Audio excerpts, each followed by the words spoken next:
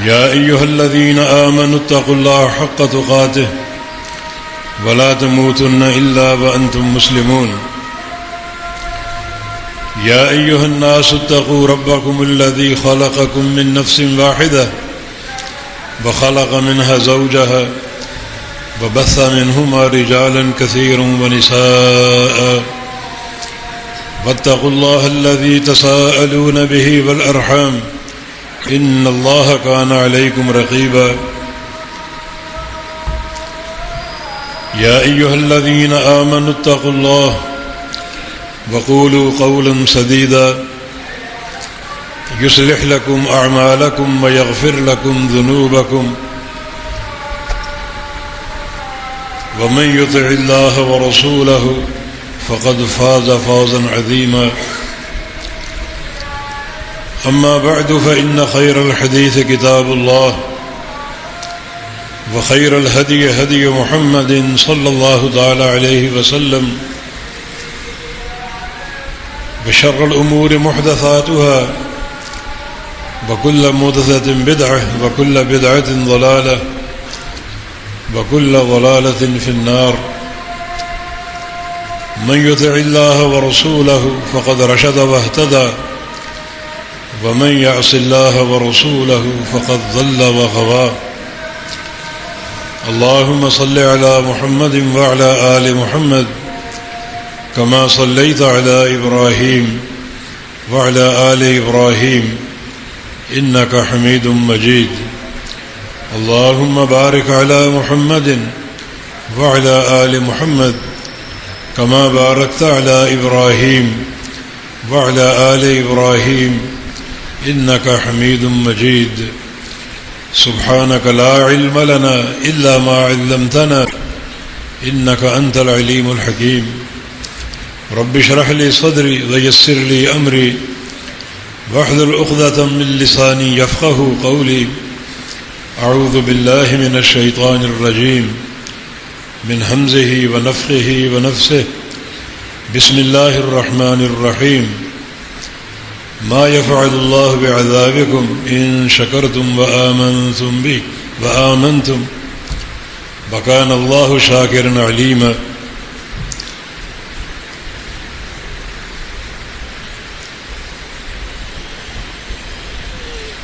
قیامت کے حوالے سے ایک سوال سامنے آتا ہے جس کا جواب اللہ تعالی سے لیں گے، قرآن حکیم سے لیں گے۔ سوال یہ ہے کہ اللہ رب العزت ارحم الراحمین ہے، تمام رحم کرنے والوں میں سب سے بڑا رحم کرنے والا ہے۔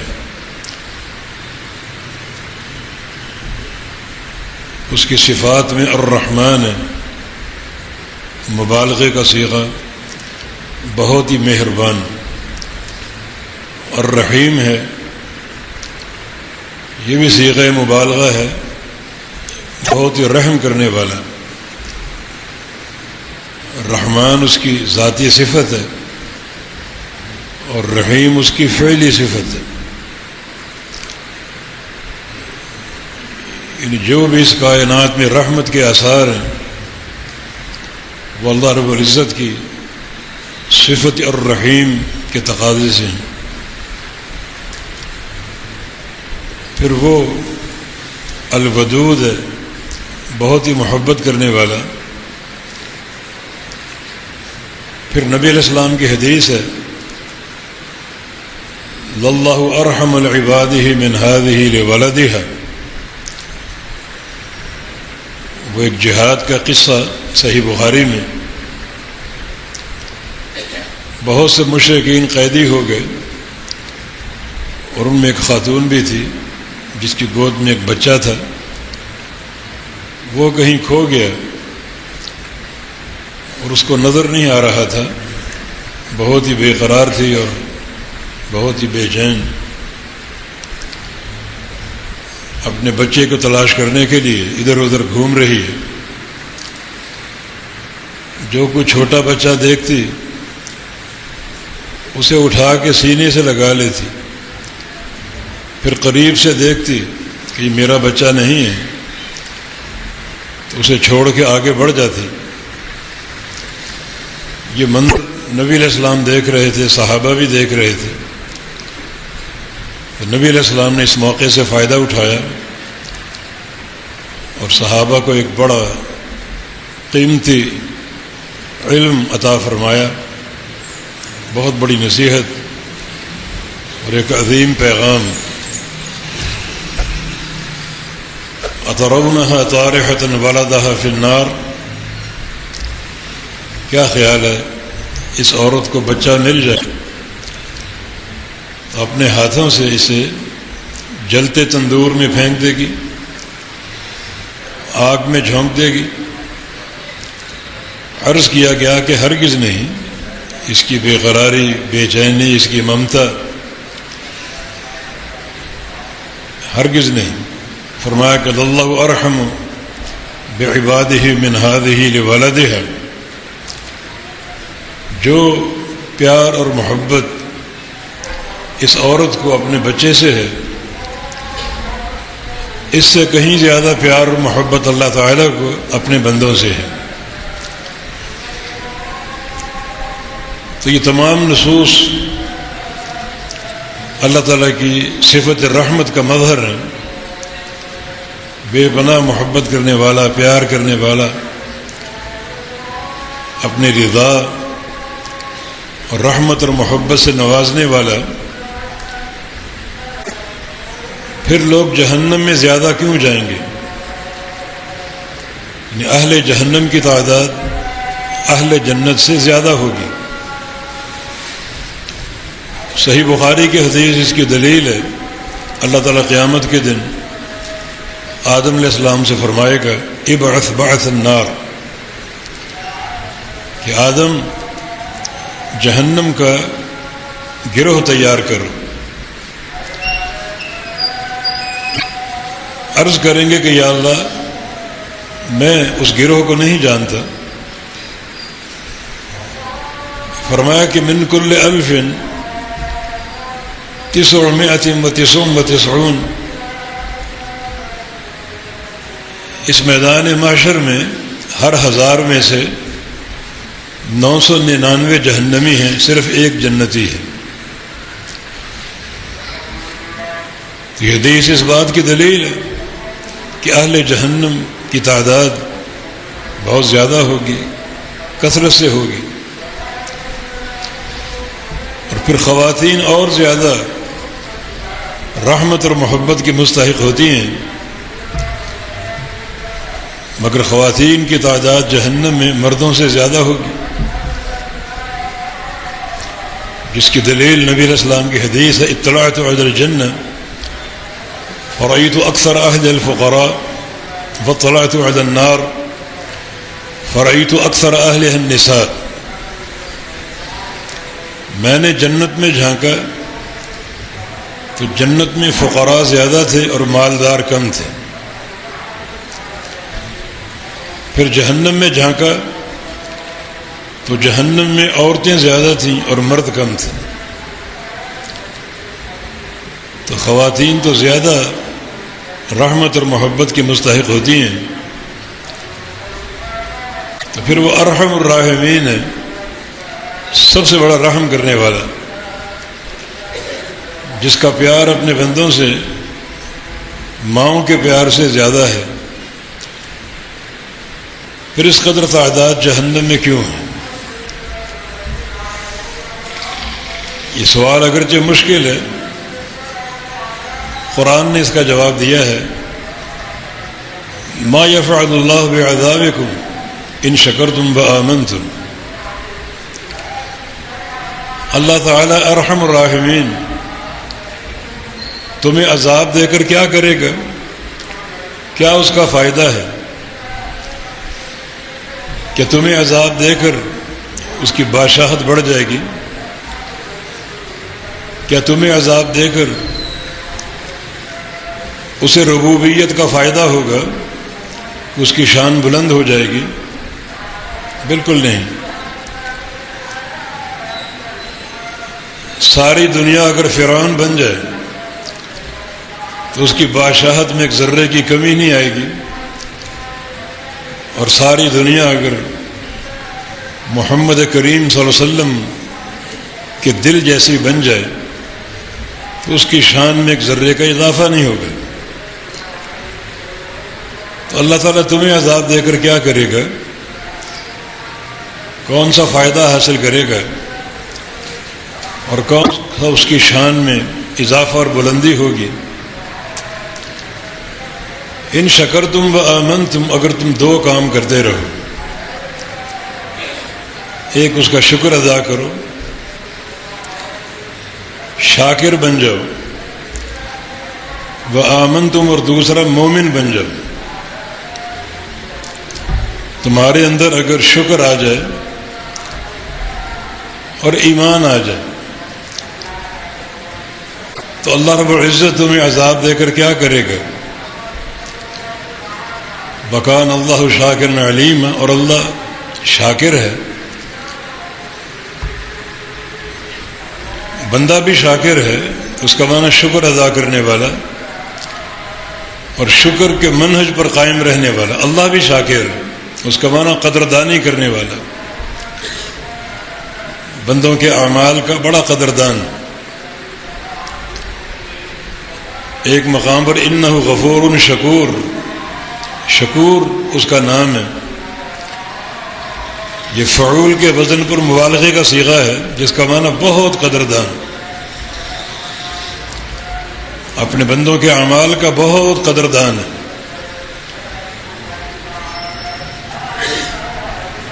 تو جو ذات اتنی قدردان ہو پھر بھی بندے جہنم کا لقمہ بن جائیں، بہت بڑی کمبختی، محرومی اور بہت بڑی شقاوت ہے۔ اتنی قدردان ہے کہ پیاسے کتے کو پانی پلانے والی فاحشہ عورت کو معاف کر دی، اتنا بڑا قدردان عمل کا۔ تو بتاؤ پھر اللہ رب العزت تمہیں عذاب دے کر کیا کرے گا اگر تم میں یہ دو اوصاف ہو، شکر کا وصف ہو اور ایمان کا۔ امام مکحول رحمہ اللہ بہت بڑے تابعی تھے، بہت سے صحابہ کے شاگرد تھے، امام مالک رحمہ اللہ کے شیخ الشیخ تھے۔ امام ذہبی رحمہ اللہ نے انہیں عالم اہل شام کہا ہے کہ شام کا بہت بڑا علامہ، اور بعض محدثین نے افقہ اہل شام کہا کہ شام میں سب سے بڑے فقیہ، ہجرت کر کے مدینہ آ گئے تھے اور جبل احد کے پاس ان کا گھر تھا۔ ان کا ایک قول ہے کہ چار چیزیں اگر بندوں میں ہوں تو ان کے لیے انتہائی مفید ہے،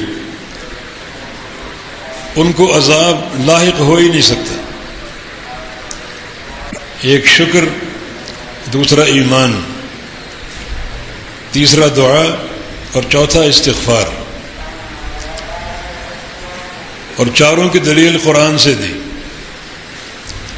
کہ جہاں تک شکر اور ایمان کا تعلق ہے تو اللہ تعالیٰ کا فرمان ما یفعل اللہ بعذابکم ان شکرتم وآمنتم،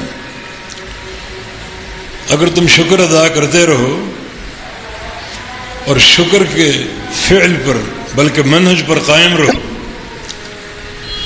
اور ایمان بھی صحیح معنی میں اختیار کر لو، قبول کر لو، تو اللہ رب العزت تمہیں عذاب دے کر کیا کرے گا۔ یہ سوالیہ انداز ہے نفی کے معنی میں کہ تمہیں اللہ عذاب دے ہی نہیں سکتا، یہ اس کا وعدہ ہے۔ انہیں ضمانت دی ہے جس بندے میں یہ دو چیزیں موجود ہوں اللہ ان کو عذاب نہیں دے گا، عذاب دے کر کیا کرے گا۔ یہ بڑا ایک عجیب اسلوب ہے اللہ تعالیٰ کی طرف سے، استفہامی انداز ہو نفی کے معنی میں۔ تو شکر اور ایمان یہ دو چیزیں ہوگی، اور تیسری چیز استغفار ہے۔ جس کی دلیل اللہ تعالیٰ کا فرمان ما کان اللہ یعذبہم وانت فیہم وما کان اللہ معذبہم وہم یستغفرون. جب کہ بندوں میں اللہ کے رسول کی ذات موجود ہے تو اللہ ان کو عذاب نہیں دے گا. اور رسول کی ذات کے بعد ایک وصف ہم دیتے ہیں قیامت تک کے لیے، جب تک وہ موجود ہے اللہ پھر بھی عذاب نہیں دے گا. عبداللہ بن عباس کا قول ہے کہ امت کے لیے 2 امانے ہیں، 2 پناہ کے مقام ہیں. ایک ذات رسول ہے، جب تک وہ موجود ہیں اللہ تعالیٰ عذاب نہیں دے گا. تو ذات رسول کا فائدہ تو صحابہ کے لیے، جب رسول دنیا سے رخصت ہو گئے تو اللہ کے دین کی سماحت اور برکت اللہ نے ایک امان اور دے دی جو قیامت تک امت میں موجود ہے، اور وہ استغفار ہے. وما کان اللہ لیعذبہم وہم یستغفرون. جب تک یہ لوگ استغفار کرتے رہیں اللہ ان کو عذاب دے گا ہی نہیں. تو مقبول کے قول کے مطابق تیسرا جو عمل ہے وہ استغفار کا ہے. اللہ نے یہ گارنٹی دی اور وعدہ کیا ہے کہ استغفار کی موجودگی میں ہم تمہیں عذاب نہیں دیں گے. اور جو بندہ منہج توبہ پر، منہج استغفار پر قائم ہے اللہ اس کو عذاب نہیں دے گا. یہ بھی ایک عمل خیر ہے بندوں کے لیے، بندے استغفار کرتے رہیں اور اللہ کے عذاب سے بچتے رہیں. یہ بچاؤ ہمیشہ کا ہے، دنیا میں، قبر میں اور قیامت کے دن. اور چوتھا جو عمل ہے خیر کا اللہ عذاب نہیں دے گا وہ دعا ہے. فرمایا کہ قل ما یعبأ بکم ربی لولا دعاؤکم. ان کو کہہ دو اگر تم دعا نہ کرو تو اللہ کو تمہاری کوئی پرواہ نہیں، جس کھڈے میں جاؤ مرو گرو، اگر دعا نہ کرو. دعا کے 2 معنی ہیں. ایک پکارنا،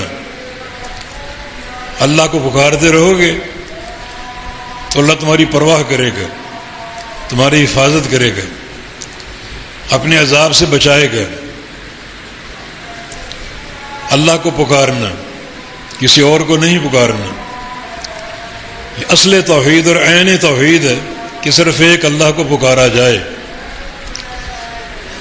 اور اگر تم نے مختلف لوگوں کو، مختلف ربوں کو پکارا تو اللہ کو بھی تمہاری کوئی پرواہ نہیں ہوگی. افلاس اور قرضے اور بھوک اور مہنگائی کا شکار ہو جو کوئی پرواہ نہیں. یہ دعا کا ایک معنی پکارنا. الدعا هو العبادت، دعا ہی عبادت ہے. یعنی دعا اصل دین ہے، عین دین ہے. کیونکہ وما خلقت الجن والانس الا لیعبدون، میں نے نہیں پیدا کیا جنوں اور انسانوں کو مگر اپنی عبادت کے لیے. یہ مقصد تخلیق انسانیت کی. اور دعا عبادت ہی ہے، عین عبادت ہے.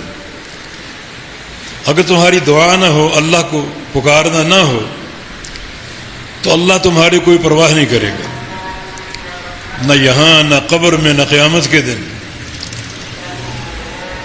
حالانکہ بذات ارحم الراحمین ہے،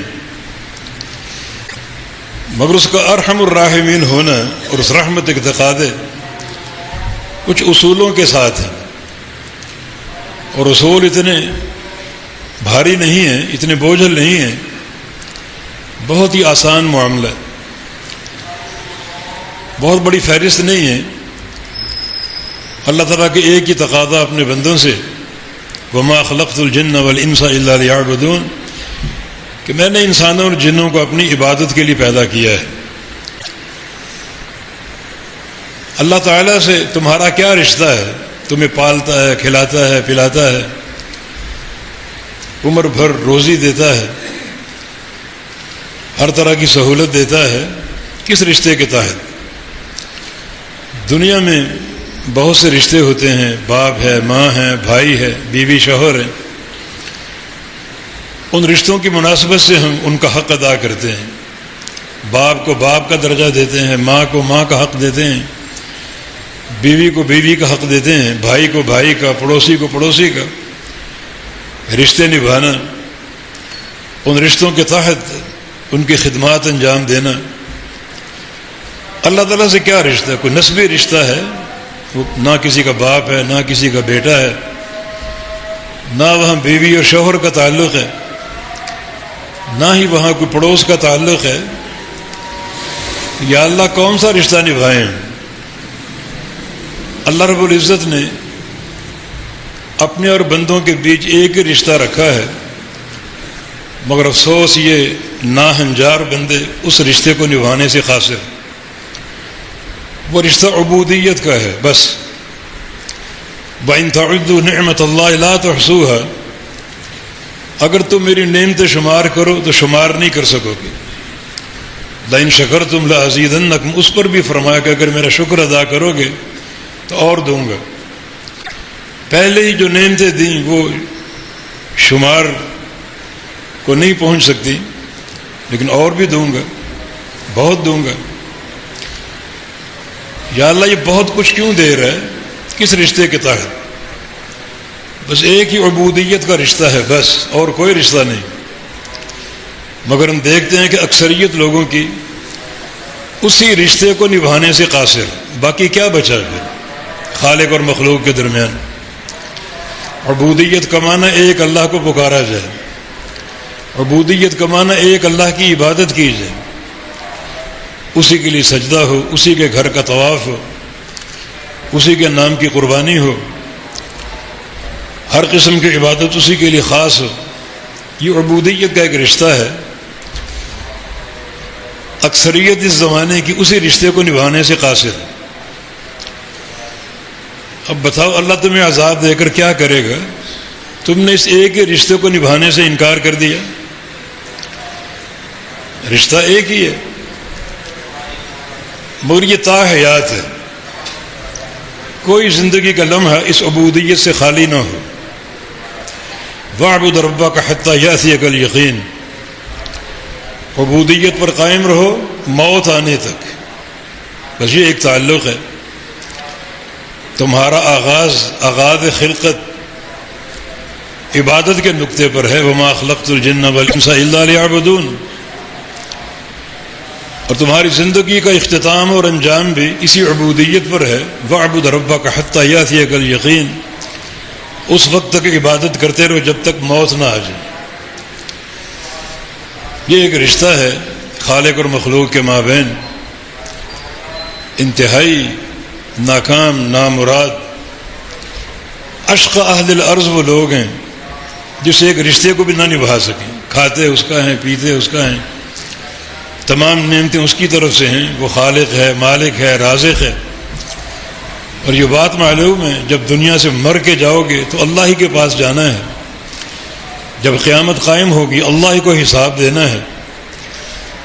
اس ایک عبودیت کے رشتے کو قبول کر لو اللہ کے بندو، مگر اس کو بھی تم نے ٹھکرا دیا اور قبول کرنے سے انکار کر دیا۔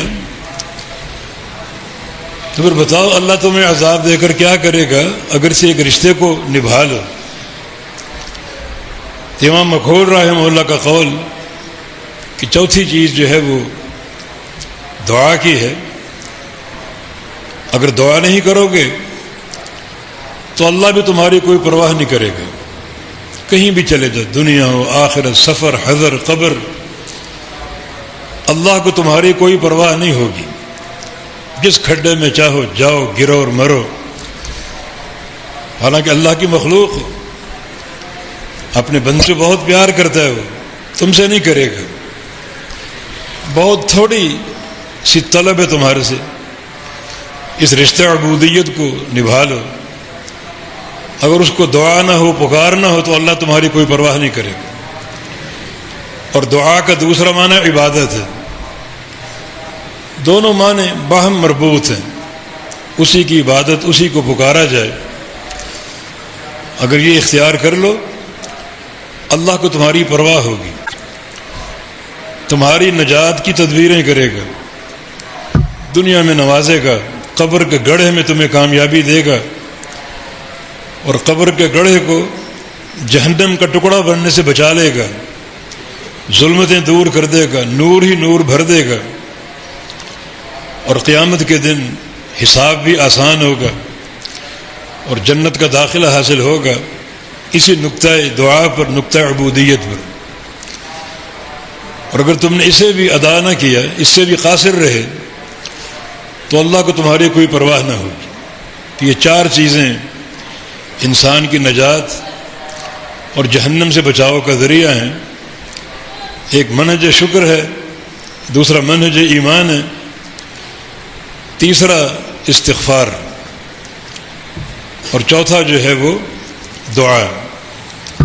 ان چاروں مناہج پر اللہ رب العزت کی طرف سے عذاب نہ دینے کا وعدہ ہے، جیسا کہ یہاں فرمایا ما یفعل اللہ بعذابکم ان شکرتم وآمنتم۔ بڑا عجیب اسلوب ہے، یہ استفہام کا جملہ ہے نفی کے معنی میں، یہ بھی ایک معنوی مبالغہ ہے۔ اللہ تمہیں عذاب دے کر کیا کرے گا؟ یہ استفہام کا انداز، آپ جیسے کہیں کہ اس ملک میں زید سے بڑا کوئی عالم ہے، استفہام کا انداز معنی نہیں ہے، نفی میں مبالغہ ہے۔ یہاں بھی نفی کا اسلوب ہے، استفہام کا اسلوب بمعنی نفی، کہ اللہ تمہیں عذاب دے کر کیا کرے گا، معنی عذاب نہیں دے گا۔ یہ وعدہ بڑا مؤکد ہے، بڑی تاکید کے ساتھ ہے، بڑے حسر کے ساتھ ہے۔ بس ان شکرتم وآمنتم، اگر تم شکر ادا کرتے رہو، ایمان لے آؤ۔ شکر کا حق جو ہے وہ تین چیزوں سے ادا ہوتا ہے، ایک دل سے، دوسرا زبان سے، اور تیسرا جسم کے سارے اعضاء سے۔ زبان کا شکر سب انجام دیتے ہیں، الحمدللہ، اللہ کا شکر، اللہ کی حمد، اللہ کی تعریف۔ اللہ اس وقت بھی راضی ہوتا ہے، ان اللہ یرضى عن العبد اذا اکل اکلۃ فحمدہ او شرب شربۃ فحمدہ۔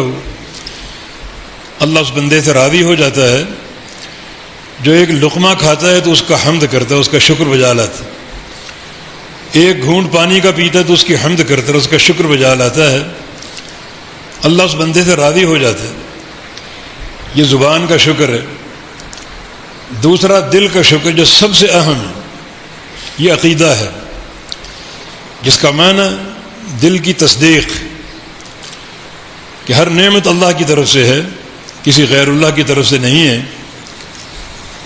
ہر نعمت کا خالق وہی ہے، مالک وہی، عطا کرنے والا وہی، رازق وہی ہے۔ مشکل ہو تو مشکل کشا وہی ہے، حاجت روا وہی ہے، بیماری ہو تو شفا دینے والا وہی ہے۔ یہ اعتقادی مسئلہ جس کا تعلق انسان کے دل سے ہے، کہ دل سے اس بات کا اقرار ہو، تصدیق جازم کہ ہر نعمت اللہ کی طرف سے ہے، کسی غیر اللہ کی طرف سے ایک ذرہ بھی حاصل نہیں ہو سکتا۔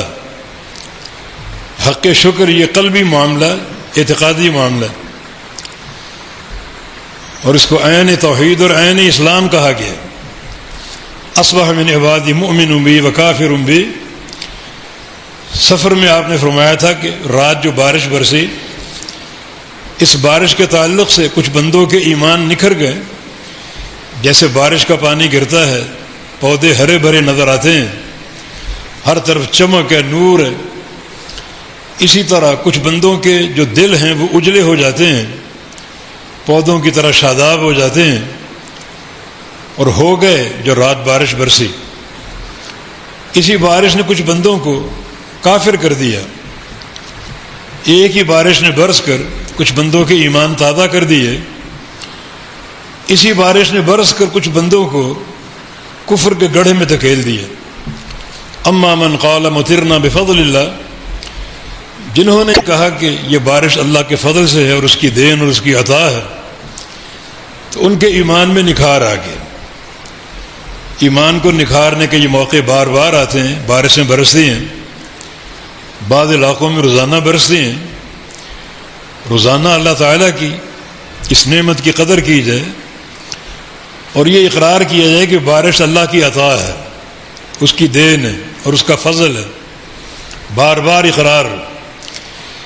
یہ زبان کا معاملہ بھی اور دل کا معاملہ بھی ہے۔ اور جنہوں نے کہا کہ یہ بارش فلاں ستارے کی دین ہے، جیسے لوگ کہتے فلاں بزرگوں کی دین ہے، فلاں درگاہ کی دین ہے، تو اس ایک ہی جملے نے انہیں کفر کے گڑھے میں دھکیل دی، کافر ہو گئے۔ اس کا معنی جو شکر کا مقام بڑا عظیم ہے دین اسلام میں، اور بڑا منہجی نکتہ ہے۔ تو انسان کی زبان سے بھی حق شکر ادا ہو، اور اس کا دل بھی اقرار و اعتراف کرے کہ ہر نعمت اللہ کی طرف سے ہے، اور اللہ کے فضل اور اس کی عطا سے ہے۔ اور تیسرا شکر کا درجہ عملی ہے، جسم کے سارے اعضاء اللہ تعالیٰ کی اطاعت پر کمر بستہ ہو جائیں۔ کبھی سجدے ہو رہے ہیں، کبھی رکوع ہو رہے ہیں، کبھی تشہد، کبھی قیام، کبھی حج کے لیے جا رہا ہے، کبھی بیت اللہ کا طواف ہو رہا ہے، کبھی صفا مروہ کی سعی ہو رہی، یعنی سارا بدن ان عبادات میں شریک ہے۔ جسم کے اعضاء سے اس کی عبادت کرنا یہ عملی شکر ہے۔ تو لئن شکرتم، اگر اس انداز سے تم شکر ادا کرتے رہو، زبان سے، دل سے، اپنے عمل سے، وآمنتم، اور ایمان لے آؤ۔ ایمان میں سر فہرست عقیدہ توحید ہے، کیونکہ ایمان کے 6 ارکان ہیں۔ الایمان ان تؤمن باللہ والیوم الآخر، ان تؤمن باللہ وملائکتہ وکتبہ ورسلہ وکتبہ ورسلہ وقدر والیوم الآخر والقدر خیرہ وشرہ۔ یہ 6 ارکان ایمان کے، اللہ پر ایمان، فرشتوں پر، رسولوں پر، اللہ کی کتابوں پر، روز آخرت اور تقدیر پر۔ تو 6 ارکان میں سر فہرست ایمان باللہ ہے، بلکہ ایمان باللہ جو ہے بقیہ ارکان کی اساس اور بنیاد ہے۔ اللہ پر ایمان لانے کا معنی اس کی توحید کو ماننا، توحید ربوبیت ہو، توحید الوہیت ہو، توحید اسماء و صفات ہو، اس پر ایمان لانا۔ ان ساری اقسام میں اللہ تعالی وحدہ لا شریک لہ۔ باقی جو امور ہے ایمان کے، اسی کتابیں جو اللہ کو مانتا ہو اور اس کا اللہ کے رسولوں پر صحیح ایمان نہ ہو، اطاعت نہ ہو، اس نے اللہ کو نہیں مانا۔ ایک بندے کا دعویٰ میں نمازی، میں اللہ کو مانتا ہوں، اللہ پر ایمان رکھتا ہوں، مگر نماز نہیں پڑھتا، طاقت ہے حج نہیں کرتا، تو اس کا ایمان باللہ مشکوک ہے، موہوم ہے۔ جائے وہ گوشہ تنہائی میں بیٹھ کر غور کرے، سوچے کہ میرا ایمان کس اسٹیج پر ایمان ہے بھی یا نہیں۔ تو سر فہرست ایمان باللہ ہے، اور ایمان باللہ میں سر فہرست اللہ تعالیٰ کی توحید ہے، جو قرآن کا پہلا آرڈر، یا ایھا الناس اعبدوا ربکم الذی خلقکم، اے لوگو اپنے رب کی عبادت کرو جو تمہارا خالق اور مالک ہے۔ تو پہلا جو فریضہ انسانوں پر اللہ کے ایمان کے تعلق سے، وہ اس کی توحید ہے، اس کی عبادت ہے۔ تو اگر یہ لوگ سچے دل سے ایمان لیں، اللہ تعالیٰ کو مان لیں، اس کی توحید کو مان لیں، توحید کے تقاضے پورے کر لیں، تو اللہ ان کو عذاب دے کر کیا کرے گا؟ یہ اس سوال کا جواب ہے کہ یا اللہ تو ارحم الراحمین، اور تیرا پیار ماؤں کے پیار سے زیادہ ہے، پھر یہ جہنم تیری جو عذاب کا گڑھا ہے یہ لوگوں سے کیوں بھری ہوگی؟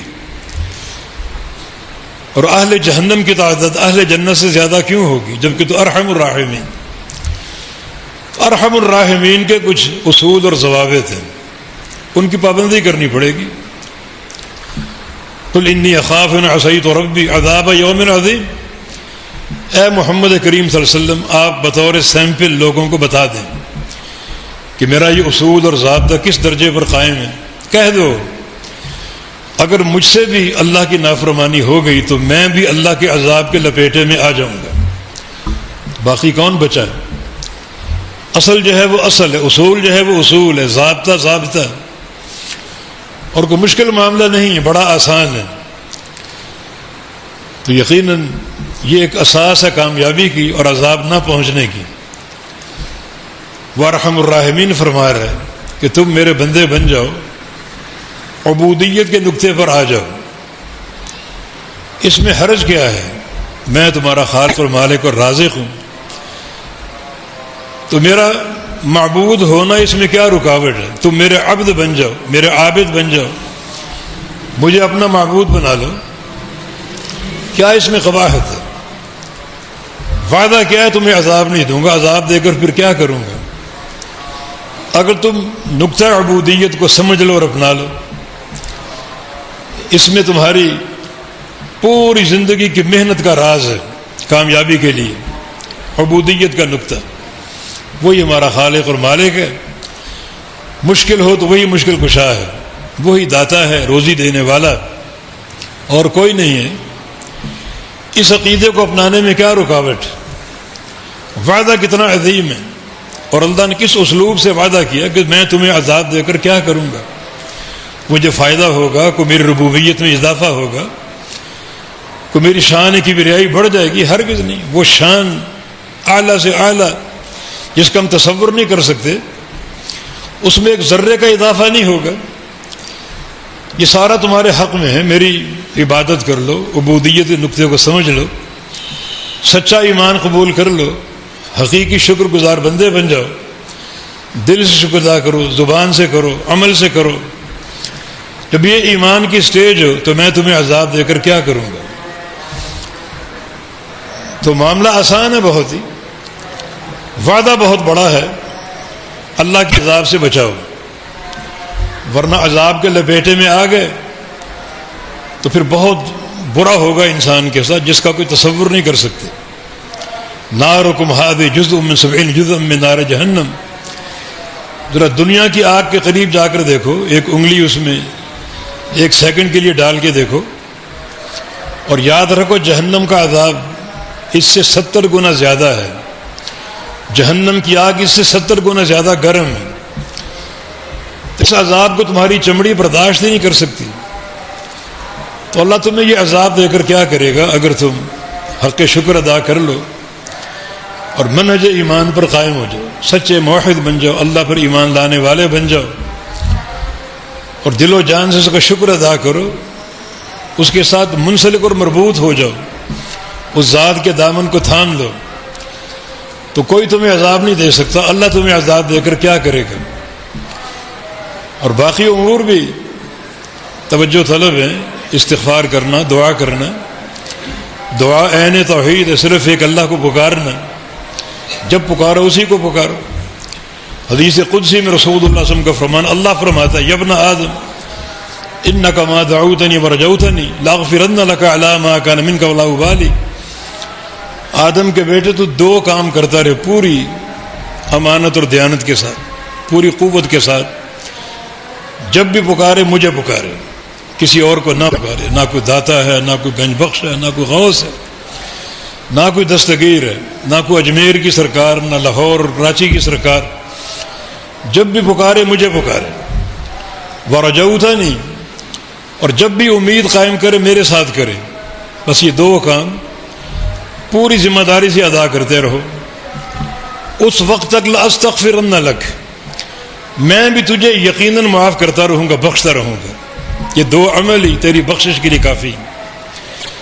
یہ عین توحید، پکارو تو مجھے پکارو، اور امیدیں قائم کرو تو میرے ساتھ کرو، میں تجھے بخشتا رہوں گا۔ یا اللہ کیسے گناہ؟ علی ما کان منک، جیسے بھی گناہ ہوں، ولا ابالی، اور مجھے کوئی پرواہ نہیں، تیرا کوئی گناہ مجھ سے بڑا نہیں ہے۔ بڑے سے بڑے ہو سکتے ہیں، بڑے طوفان ڈھا سکتا ہے تو گناہوں میں، لیکن منہج دعا ہو، پکارنا ہو، اور امیدیں وابستہ کر لے میرے ساتھ، میں تجھے بخشتا رہوں گا۔ ان فرامین میں ہمارے سامنے ظاہری امور ہیں، مگر اس کی رحمت کی حقیقت کو ہم نہیں جانتے، نہ اس کے عذاب کی حقیقت کو جانتے ہیں۔ نبی علیہ السلام نے ایک حدیث میں یہ قصہ ختم کر دیا، زیادہ غور و فکر کرنے کی ضرورت ہی نہیں ہے۔ لو یعلم الکافر ما عند اللہ من الرحمہ ما قنط من جنت احد، اگر کافر کو پتہ چل جائے کہ اللہ کی رحمت کیسی ہے، کیا خزانے اس کی رحمت کے، تو کافر بھی اس کے جنت سے مایوس نہ ہو۔ کوئی بھی کافر اٹھا لو، ابو جہل کو اٹھا لو، فرعون کو اٹھا لو، نمرود کو اٹھا لو، اگر اللہ کی حقیقت رحمت کو پہچان لے کہ اس کی رحمت کیسی ہے، تو فرعون اور نمرود اور حامان اور قارون اور ابو جہل ان کو بھی جنت سے مایوسی نہ ہو بلکہ جنت کا طمع ہو۔ اب اس سے آپ اندازہ کر لیں رحمت کیسی ہے اس کی، وہ کیسا ارحم الراحمین ہے، کیسا بندوں سے پیار کرنے والا ہے۔ ولو یعلم المؤمن، اور اگر مومن جان لے ما عند اللہ من العذاب، کہ اللہ کا عذاب کیسا ہے، اس کا غصہ کیسا ہے اور اس کی ناراضگی کیسی ہے، تو ما طمع فی جنت احد، تو کسی مومن کو اس کی جنت کا طمع نہ ہو اور اس کے حصول کی امید نہ ہو، سب مایوس ہو جائیں اس کے عذاب کو دیکھ کر، غصے کو دیکھ کر اور اس کے عذاب کی کیفیت کو جان کر۔ لو انکم تعلمون ما اعلم لضحکتم قلیلا ولبکیتم کثیرا وما ضاجعتم نساءکم علی فرشکم، جو کچھ میں جانتا ہوں تم جان لو، تم ہنسنا چھوڑ دو، رونے بیٹھ جاؤ، بستروں کی لذتیں بھول جاؤ، بستروں کی نیندیں بھول جاؤ اور اپنے شہروں کو چھوڑ کر جنگلات کی طرف چلے جاؤ، رونے بیٹھ جاؤ، جو کچھ میں جانتا ہوں اگر تم جان لو۔ تو یہ حدیث ہمیں کافی کچھ سمجھانے کے لیے کافی کیسی وسیع رحمت کا مالک ہے کہ فرعون کو اس رحمت کی وسعت کا علم ہو جائے تو بھی جنت کی امید لے کر بیٹھ جائے، اور ایک مومن کو اس کے عذاب کا اگر تعارف ہو جائے تو وہ جنت کی طلب کی حرص ختم کر دے، رغبت ہی ختم کر دے کہ یہ جنت مجھے کہاں ملے گی۔ دین ہمارے لیے ایک اساس ہے، عقیدہ توحید اس اساس کا محور ہے، اللہ سے عذاب کے بچاؤ کی بنیادیں موجود ہیں، دین نے ہر شے واضح کر دی، یہ اللہ کے اصول اور ضوابط ہیں، ان کو اپنا لیا جائے۔ اصولوں کو توڑنا کسی کی طرف سے ہو اللہ تعالیٰ معاف نہیں کرے گا۔ وَلَقَدْ أُوحِيَ إِلَيْكَ وَإِلَى الَّذِينَ مِن قَبْلِكَ لَئِنْ أَشْرَكْتَ لَيَحْبَطَنَّ عَمَلُكَ، ہم آپ کو بتا رہے ہیں اے محمد صلی اللہ علیہ وسلم، اور آپ سے قبل سارے انبیاء کو بتا چکے ہیں، انبیاء کی جماعت، اگر تم نے بھی شرک کر لیا تمہاری ساری نیکیاں برباد کر دوں گا، بے پرواہ ذات ہوں میں، نبوت کا منصب چھین لوں گا، جاہلین کی صف میں، خاسرین کی صف میں داخل کر دوں گا۔ تو میں اور آپ کس جرت کے تحت غیر اللہ کو پکارتے ہیں، شرک کرتے ہیں؟ یاد رکھو غیر اللہ کو پکارنا شرک بھی ہے اور کفر بھی ہے۔ کسی مزار والے کو، قبر والے کو پکارے، کسی غوث کو پکارے، کسی قطب کو پکارے مشکل کشائی کے لیے، یہ شرک ہی نہیں بلکہ کفر بھی، والعیاذ باللہ۔ اللہ ہمیں ان قباحتوں سے بچا لے، اللہ ہمارے دلوں کو سچی توحید سے بھر دے، سچے ایمان سے بھر دے، اللہ اپنے مصطفین اخیار بندوں میں شامل فرما لے، اللہ ہمارا حساب آسان کر دے۔ ان آیات کریمہ کا جو مضمون ہے کہ میں تمہیں عذاب دے کر کیا کروں گا، اگر تم شکر ادا کرو اور ایمان لے آؤ تو اللہ ہمیں اپنا عبد شاکر بنا لے، عبد مومن بنا لے، سچا شکر ہمیں پیدا فرما دے اور سچا ایمان ہمیں عطا فرما دے۔ اقول قولی ھذا واستغفر اللہ لی ولکم وآخر دعوانا الحمد للہ رب العالمین۔